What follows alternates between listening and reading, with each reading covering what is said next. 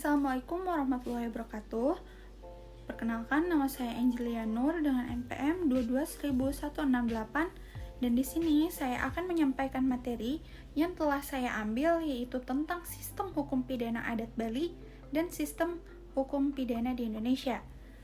Untuk itu, mari langsung saja ke videonya. Nah, perlu diketahui bahwa hukum adat di Bali ini diatur untuk menitikberatkan pada penyelesaian secara damai yang bertujuan untuk menjalani hidup sebagai manusia yang hidup akan keharmonisan dan rasa aman yang terkendali. Menurut Dewa Made pada tahun 2020 dalam kutipan jurnalnya, bahwa hakikat delik adat Bali ini yaitu berupa tindakan yang menimbulkan gangguan terhadap hubungan-hubungan triharta karana atau keharmonisan.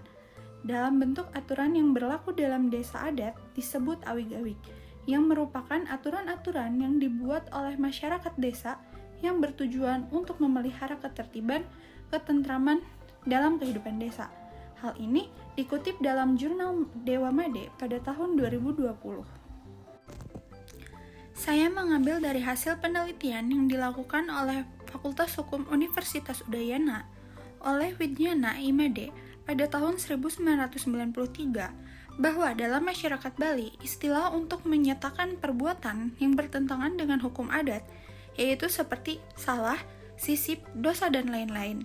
Dalam awig-awig dikenal pula istilah teknis untuk menyebutkan hal tersebut, yaitu istilah wicara, yang mengandung makna sebagai persoalan hukum yang berupa pelanggaran awig-awig atau hukum adat. Masih mengutip dalam penelitian yang sama, bahwa di dalam awig-awig ini dapat dilihat perbuatan-perbuatan apa saja yang dilarang. Nah, pada hal ini terdapat 4 jenis pelanggaran adat yang masih hidup di adat Bali, yaitu yang pertama adalah delik adat yang menyangkut kesusilaan. Delik adat yang menyangkut kesusilaan ini dibagi menjadi beberapa macam. Yang pertama yaitu lolika sanggraha. Lolika sanggraha ini adalah hubungan seksual atas dasar cinta pria dan wanita yang belum terikat perkawinan di antara keduanya. Kemudian, dati krama. Dati krama ini adalah hubungan seksual pria dan wanita yang keduanya masih dalam ikatan perkawinan dengan orang lain. Yang ketiga, gamya gamana. Gamya gamana ini adalah hubungan seksual antara orang yang masih ada hubungan keluarga dekat menurut garis lurus keturunan maupun samping keturunan. Kemudian, mamiranghalang. Mamiranghalang ini adalah hubungan laki-laki yang beristri namun memiliki wanita lain yang belum dikawini secara sah, dengan hubungan yang bersifat terus-menerus karena diberikannya nafkah lahir dan batin layaknya seperti suami istri. Kemudian, salah krama. Salah krama ini merupakan hubungan seksual dengan makhluk yang tidak sejenis. Contohnya adalah dengan hewan. Kemudian, ada kumpul kebo. Kumpul kebo ini merupakan perbuatan seorang laki-laki dan seorang perempuan yang hidup dalam satu rumah dan melakukan hubungan seksual dan aktivitas yang dilakukan layaknya suami istri, namun belum terikat dalam perkawinan. Dan yang terakhir adalah kedapatan atau ketengahan atau tertangkap tangan. Ini adalah perbuatan hubungan seksual pria dan wanita yang tertangkap basah sedangkan mereka tidak terikat perkawinan secara sah. Hal ini dianggap mengganggu keseimbangan material maupun imaterial. Nah, itulah delik adat yang menyangkut tentang kesusilaan. Yang kedua yaitu delik adat yang menyangkut harta benda. Hal ini seperti pencurian benda suci atau perusakan benda suci lainnya. Yang ketiga yaitu delik adat sosial yang berhubungan dengan kepentingan pribadi.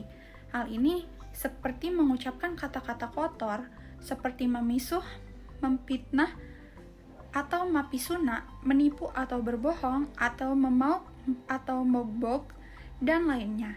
Dan yang keempat yaitu delik adat nilai atau agama karena kelalaian yang tidak menjalankan kewajiban, seperti swadharma terhadap desa pakraman. Selanjutnya, pelanggaran delik yang dilakukan ini akan mendapatkan sanksi. Dalam desa adat, sanksi adat umumnya disebut danda atau pemidanda. Nah, sanksi atau danda yang ada di Bali merupakan sanksi yang dikenakan oleh desa pakraman kepada seseorang atau kelompok orang yang terbukti telah melakukan pelanggaran. Pada prinsip danda atau pemidanda ini, dilakukan sebagai tindakan hukum yang bukan ditujukan untuk pembalasan atas tindakan pelanggaran, melainkan sebagai sarana untuk mengembalikan keharmonisan dalam kehidupan skala dan niskala di masyarakat. Nah, terdapat 3 golongan sanksi yang dikenal sebagai sebutan tridanda, yang terdiri dari yang pertama yaitu arta danda. Arta danda ini merupakan tindakan hukum yang berupa penjatuhan denda yang dapat berupa uang atau barang. Kemudian ada jiwa danda. Jiwa danda ini adalah tindakan hukum yang berupa pengenaan penderitaan jasmani atau fisik maupun rohani atau psikis bagi pelaku pelanggaran. Dan yang ketiga yaitu sangaskara danda. Sangaskara danda ini adalah tindakan hukum dalam bentuk melakukan upacara agama guna untuk mengembalikan keseimbangan magis. Selanjutnya, saya akan menjelaskan tentang sistem hukum pidana di Indonesia. Sistem hukum pidana di Indonesia ini adalah berdasar pada Kitab Undang-Undang Hukum Pidana atau KUHP, yang pada dasarnya adalah pencerminan dari nilai-nilai kebudayaan dari suatu bangsa yang hingga kini berlaku. Dalam konteks hukum pidana di Indonesia, keberadaan hukum tidak tertulis sebagai sumber hukum pidana ini telah memperoleh legitimasi secara formal. Konsep KUHP adalah keseimbangan, maka upaya untuk mencapai tujuan yang lain, yakni keadilan dan kemanfaatan, juga akan diakomodasi.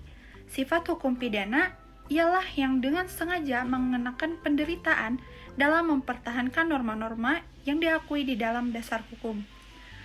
Pemberian nestapa atau penderitaan yang sengaja dikenakan pada seorang pelaku yang melanggar ketentuan-ketentuan hukum pidana adalah dimaksudkan untuk menimbulkan efek penjeraan sehingga pelaku tidak lagi mengulangi pelanggaran. Hal ini dikutip dari jurnal Stefania tahun 2020. Selanjutnya, terdapat beberapa komponen hukum pidana yang dikutip dari Pailin pada tahun 2017, bahwa yang pertama, hukum pidana material yaitu mengatur tentang perbuatan yang dianggap delik dan ancaman hukuman pelaku. Poin pertama yaitu delik umum, yaitu perbuatan yang dapat berlaku ke semua orang seperti contohnya pelanggaran dalam pembunuhan, pemerkosaan, dan lainnya. Poin kedua yaitu delik khusus, yaitu perbuatan yang diatur dalam undang-undang tertentu seperti korupsi dan yang lainnya. Yang kedua yaitu hukum pidana formil. Hukum pidana formil yaitu mengatur tentang tata cara penegakan hukum pidana termasuk penyelidikan dan penyidikan oleh kepolisian, penuntutan oleh kejaksaan, dan pemeriksaan dan pemutusan perkara oleh pengadilan. Dan yang ketiga yaitu hukuman pelaksanaan pidana, yaitu yang mengatur pelaksanaan pidana atau sanksi-sanksi atas perbuatan tindakan pidana yang melanggar dasar hukum. Hukum pidana di Indonesia ini menentukan jenis-jenis sanksi pidana atas pidana pokok dan pidana tambahan.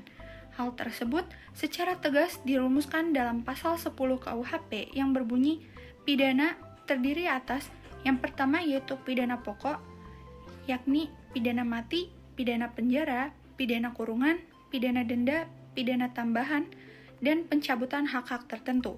Kemudian yang kedua yaitu perampasan barang-barang tertentu, dan ketiga yaitu pengumuman putusan hakim.